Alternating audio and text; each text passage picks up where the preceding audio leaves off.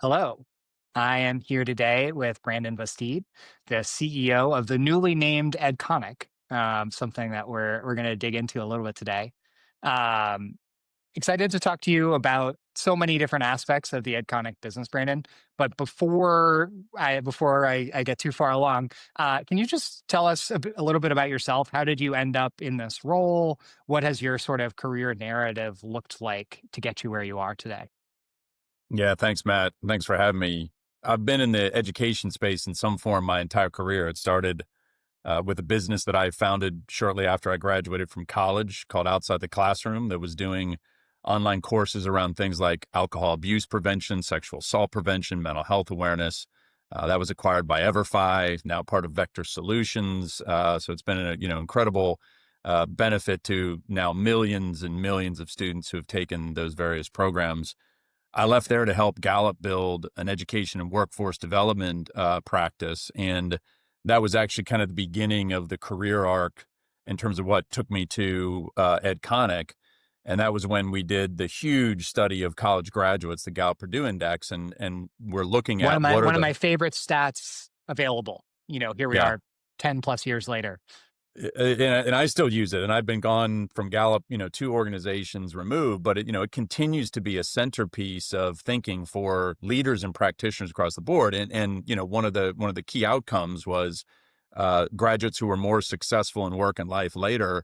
They had work integrated learning experiences during college, like a job or an internship where they were able to apply what they were learning in the classroom. And so that study and those insights took me into Kaplan. I was at Kaplan for a little over 5 years, and one of the hats that I wore there was the global head of learned work innovation. So sitting at this intersection of industry and education.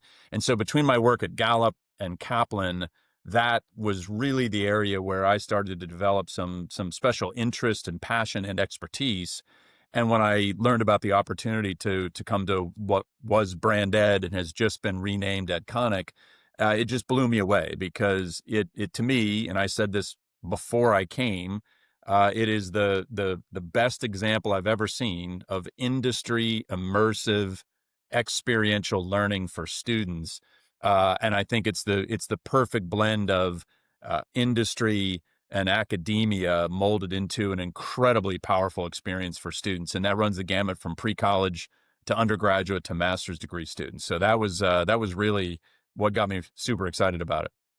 Cool. I love that. A little sprinkling of entrepreneurship, sprinkling of sort of data-driven research, and then really trying to tackle this meaty problem for most of the past almost 10 years, right?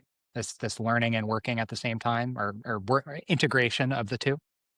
Yeah, absolutely. And I think that on one hand, the insight is so clear, right? How valuable work integrated learning is for students in terms of their long-term success. And the issue is that we just haven't been able to bring it to scale, right? So you go back to that study and you say, okay, well, great. We know what some of the magic ingredients of college are.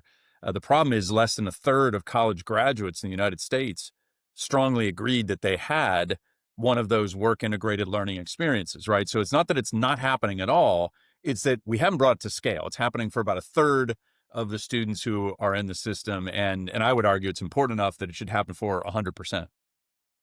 I would tend to agree. And you and I got a chance to catch up last week and talk a little bit about the Edconic business and how specifically y'all are tackling it.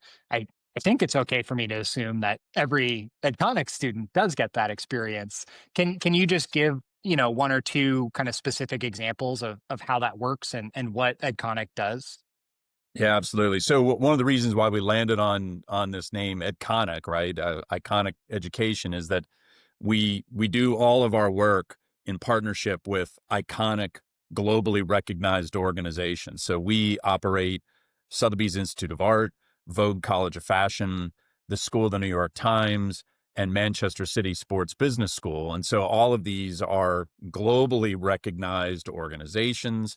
And in addition to just that, that recognition among students, more importantly, I would argue we're able to work with the experts, the industry experts who are working in those world-renowned organizations, many of whom are literally in their roles the Michael Jordans of their roles, right? Like they didn't get to that place without being the best in the world at whatever it is.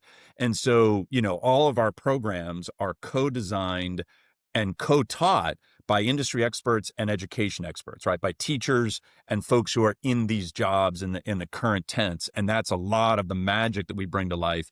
They're all in person and experiential. Students are always working on some sort of project or deliverable, and they're getting feedback on that from the industry experts and also from the educators that are part of the program.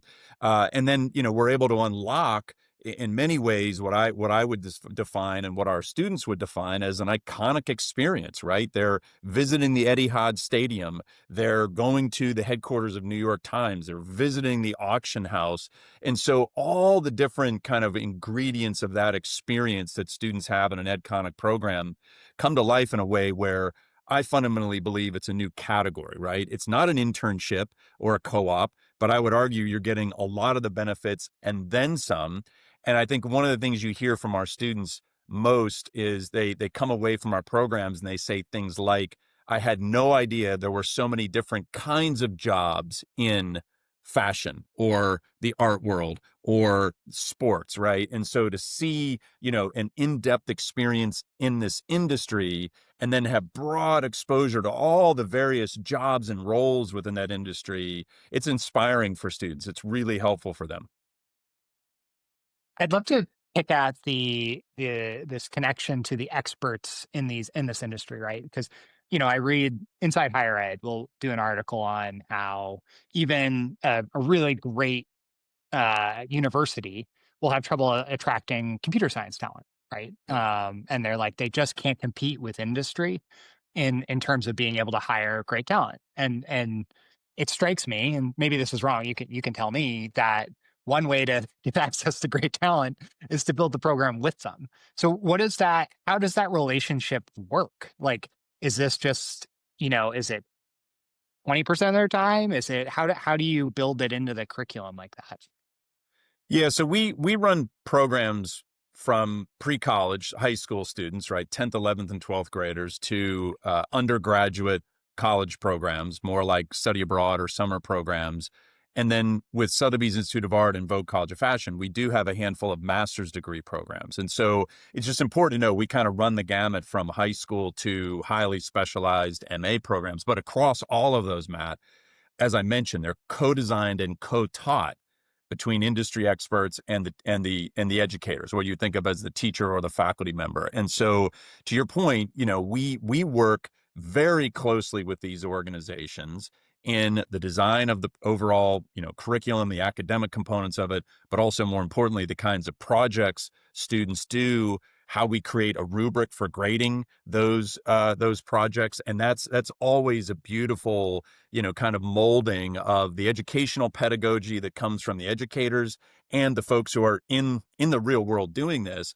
And so, in a lot of the ways, the model is set up so that people don't need to leave their full-time job to come teach and be part of components of the programs, right? They're always supported by full-time educators that, are led by our Edconic teams, but they're given an opportunity to plug in both the design and into the teaching of those things. And, usually what you see is you have an invited guest lecturer. And look, I'm a big fan. Like you can bring in somebody from industry to do a guest lecture, great, but And they're it's usually not engaging. given Yeah. they're usually not given context of like, well, what were students learning? And here's the full syllabus. And how does your talk in particular weave into it? Can I get some ideas from you on projects that we can do with the students? Right. So that's really where it comes to life. And I do think you're right. There's a balance here of, having people be able to stay in these roles in industry, be able to carve out the time to teach. You have to make that easy. You have to make that engaging for them. And honestly, you have to have the buy-in from the organization you're working with to allow for that. Our summer programs that we do with high school students, they draw dozens and dozens of professionals from Vogue and from the New York Times to teach in these programs. They're usually 2-week summer programs that we're doing for high school students. But the point is they're taking time away from their job to come and teach, but they all view it as an opportunity to pay it forward, to talk to people who are interested in coming into their field, right? To help develop a farm system, if you will, of talent into journalism or fashion or art or sport or whatever it might be. And so having that buy-in from a strategic partner in the form of the organizations we work with is really critical to the model. Yeah, just because I haven't had an opportunity to tell this story in a long time, in college, we had Wick Grossbeck, the then relatively Yeah. new owner of the Boston Celtics, come to a class, and uh, I have a really fond memory of it because he walked in with a stack of tickets in his hand, and he said, "Anybody who asks me a question gets 2 tickets to a game, and then the next month." And Yeah. so I'm like super fond memory of Wick, but I don't know if I learned anything.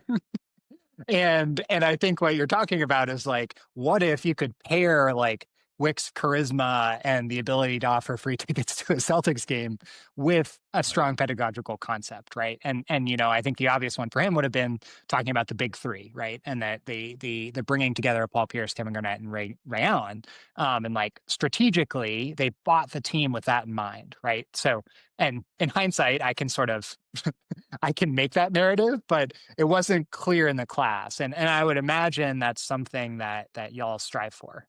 Yeah. Yeah, look, I can't say it enough.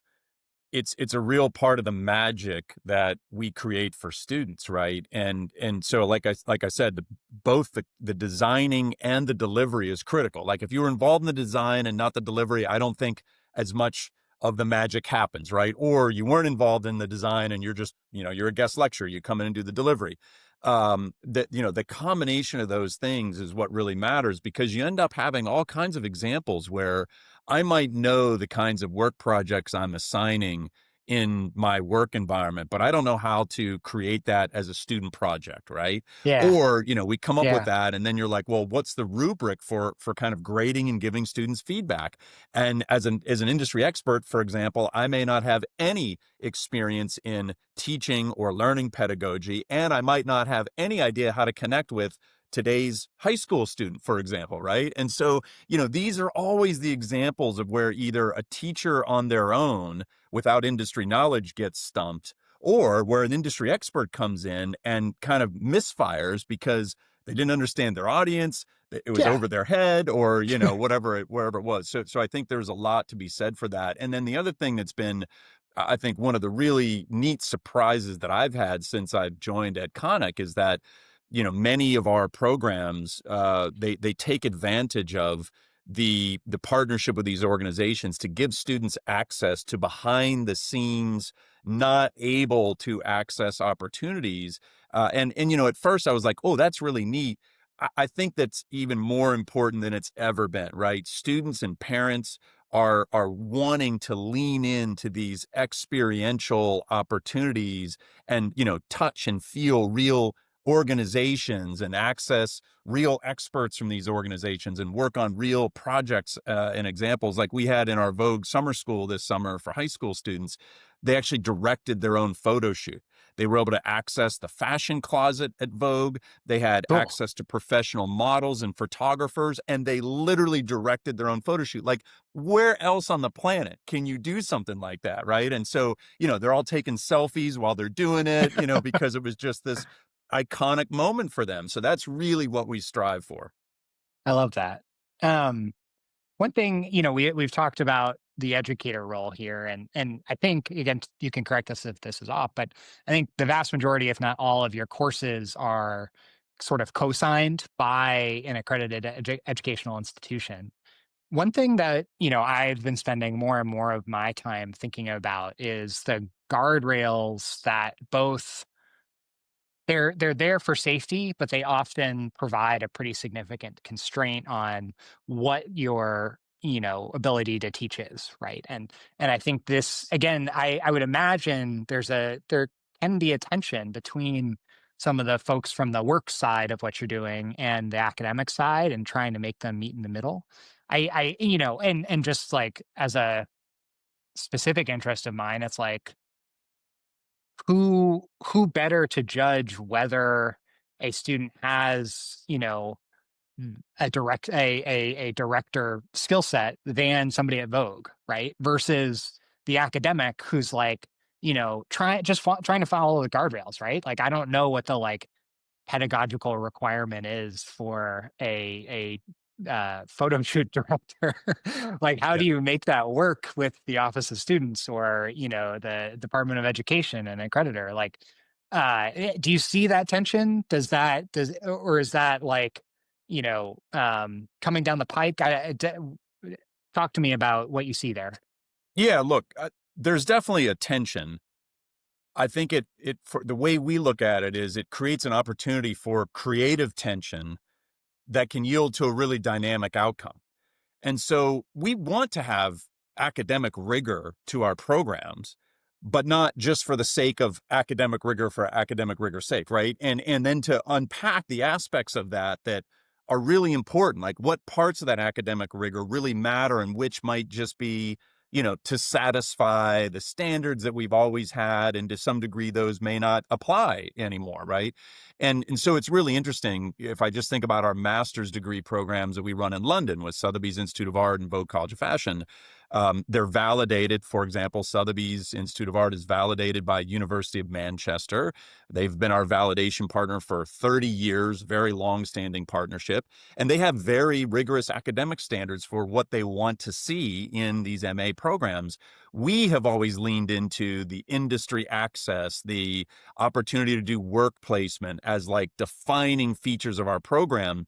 They don't necessarily look at those as defining features for their purposes, but they appreciate and value that a place like Sotheby's Institute of Art does that. And that's part of its unique value proposition to students. And it was so interesting because one of the very first meetings I went to when they came to do a site visit as part of their review for our programs, went through the whole thing. And at the very end, one of the faculty members was like, we'd really love to know how you guys do experiential learning because we'd like to do more of that. So I say this because I think we benefit from having pedagogical expertise around what we do, but we also benefit from that, really deep, immersive, hands-on, experiential, industry-focused piece. And so I think we can teach traditional universities about those pieces.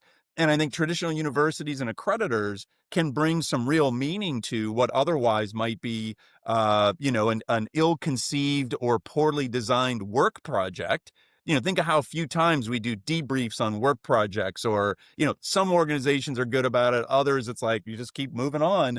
And I think having a There's a little lot of bit of that variance. academic Yeah. review structure to it actually helps make it better. Yeah. It really sounds like sort of a yes and model rather than an either or, which Yeah. feels really important. And I'm curious.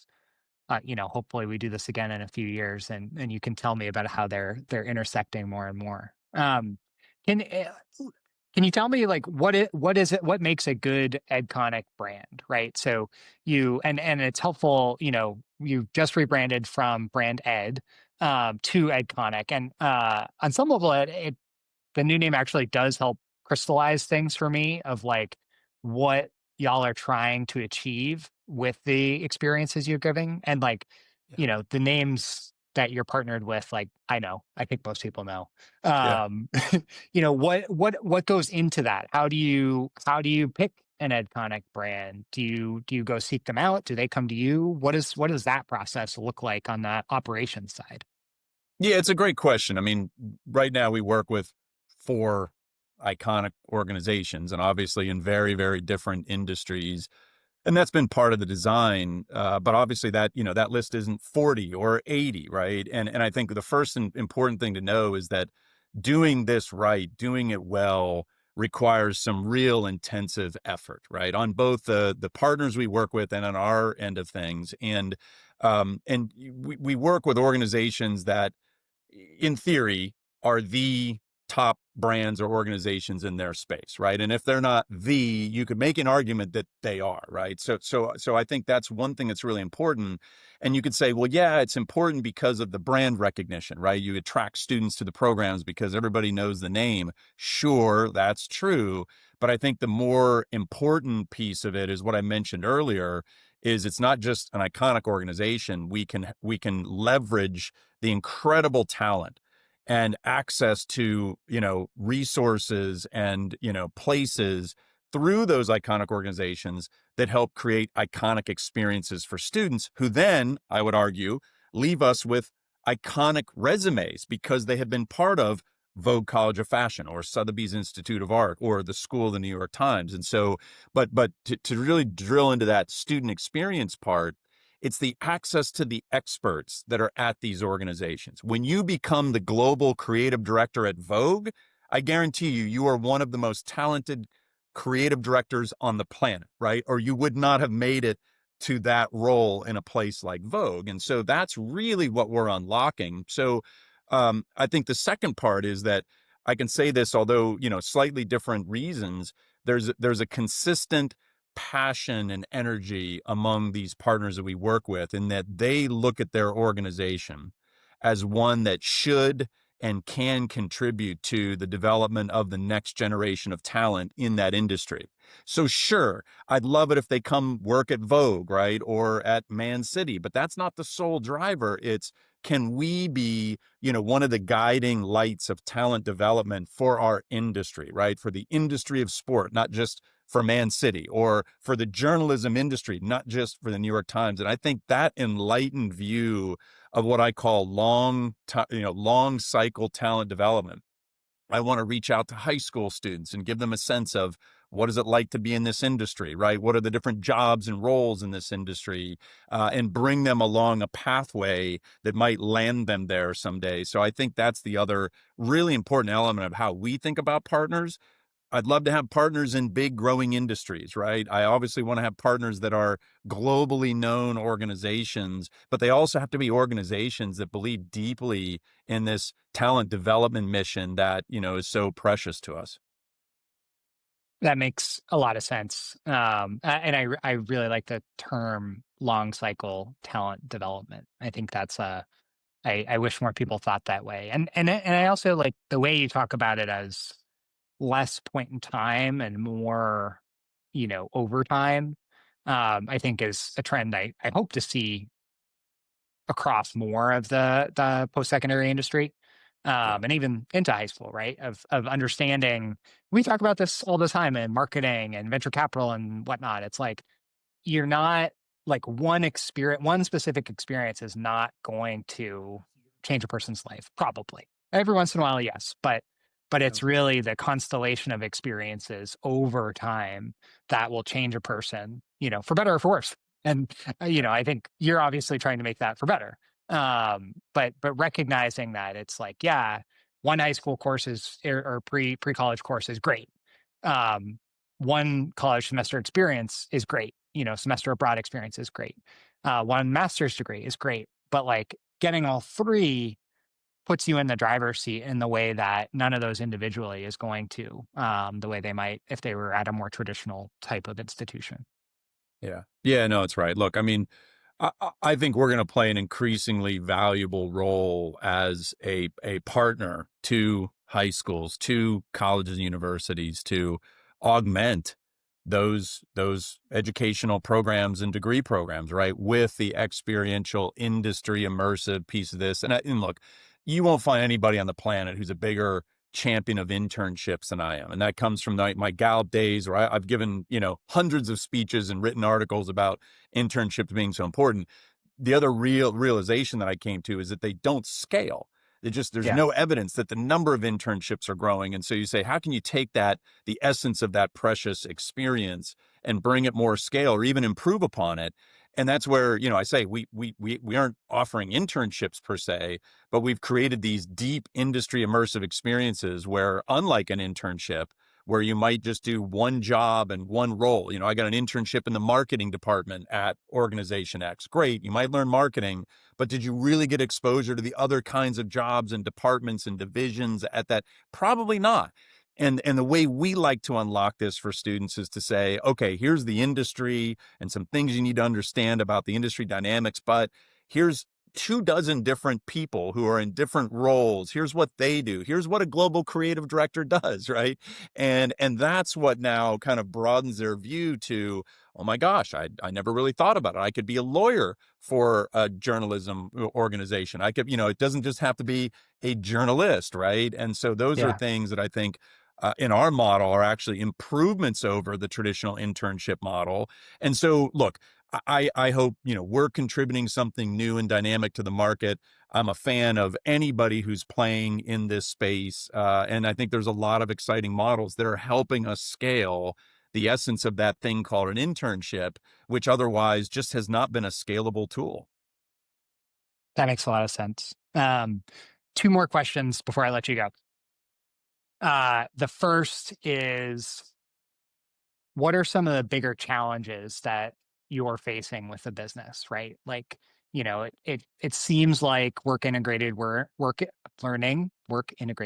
sorry, as a tailwind. I read about the growth of the co-op programs at Northeastern and Drexel and Waterloo, and it seems like, and I could name half a dozen startups that are sort of banging on the door here. Y'all are more mature and have grown to be a bigger side than most of those organizations. What are some of the challenges you still face as a organizational leader? Well, look, the scale of this is a challenge for everybody. I don't care if it's an online program, in-person programs. Ours are obviously predominantly in person. We have some online courses. We have an online master's degree in our master's portfolio, so it's part of what we do. But thinking about scale and quality is always the constant challenge, right? And we try to lean into that with these renowned organizations and the incredible talent that comes to it. But look, at some point, you still are challenged with how many people can I get to teach in these programs, right? And we had just surging demand for some of our pre-college summer programs this past year. We had to cap a couple of them because we ran out of dorms. I mean, so there are, if you don't have enough time to plan around it, there's always going to be some moments where you have, either temporary or long-term constraints around it. I really want to expand the number of industries that we give students exposure to. So that's about finding new partners. They're few and far between, right? And I think we're going to have a very, very high bar for who we work with and why. And so we'll be patient. I would love to go faster, faster, faster, but I know that in some cases going faster could be at the detriment of the quality of the experience, and we just aren't willing to compromise on those things. So that's certainly a part of it. I think ongoing, Matt, we've seen great progress in the acceptance of work integrated learning with adult learners. So take the Yeah, Western Governors and the Southern New Hampshires. yeah, They've been really good at recognizing prior learning credits for work. So articulating credit coming out of the military, right? The traditional colleges and universities really have barely touched that. they're not And if you ready. think about high schools and colleges, right, like how can you give students more credit towards their degree, right, for work experience? And and even in a co-op model, right, co-op, it's built into the model of places like Northeastern and Drexel, But it's but not integrated. why It's shouldn't it help separate. accelerate Yeah, their time to yeah, degree, right? that's a And good I point. know, Northeastern is thinking about this in really innovative ways, but I think, to get to a place where we all start to recognize the learning value of work. And I think that happens including frontline retail jobs. If we are better at thinking about how to extract learning and reflection for students who are in those roles, I think the sky's the limit. And so we've got a lot of naturally occurring things like, many students in college work. They work in a paid job. Does the faculty or professor know that? Is the school thinking about, prior learning credits for that work, or making that a component of what accelerates their time degree, not slows it down? That's I think Yeah, the big hurdle that we need to get over. We want the world to get over. And the rest of the education industry, I think, really, really needs to get over that hurdle. yeah, and that gets back to some of the structural stuff we talked about a little bit earlier. Yeah. Final question: you are 19 years old. You may or may not be enrolled in college. You can decide. Yeah. You're trying to figure out what to do with your spring semester. What where is your head? What are you this is both, advice of current Brandon, but also like, really putting yourself in those shoes. And I'm going to add one more constraint. You unfortunately cannot attend an Edconic institution. So you could work for other brands, but the Edconic brands are off limits for the sake of this exercise. Yeah. Look, whether you're a student enrolled in college or not, or thinking about it, one of the biggest regrets that people have when they go to college is what they majored in. And there's a lot of reasons for that. I look back and I go, well, what was my major? It doesn't have anything to do with the job I'm in now. But if you really peel away the layers, you're like, no, actually, I did learn a lot of valuable stuff I'm applying. It just doesn't have the Yeah. same terminology. But anyway, many of us head off to college having had very little or no work experience at all. Today's 18 to 24-year-olds are the least working generation in US Hmm. history. I So this didn't is know not that. just a problem of colleges, right? Like we've just, for various reasons, today's young adults are the least working in US history. And so how do you really know what you want to do if you've never had any experience, right? And I would argue even an internship or a job where you said, I hated that, I don't want to do that. That's a really important indicator of what Totally. not to do, which helps Totally.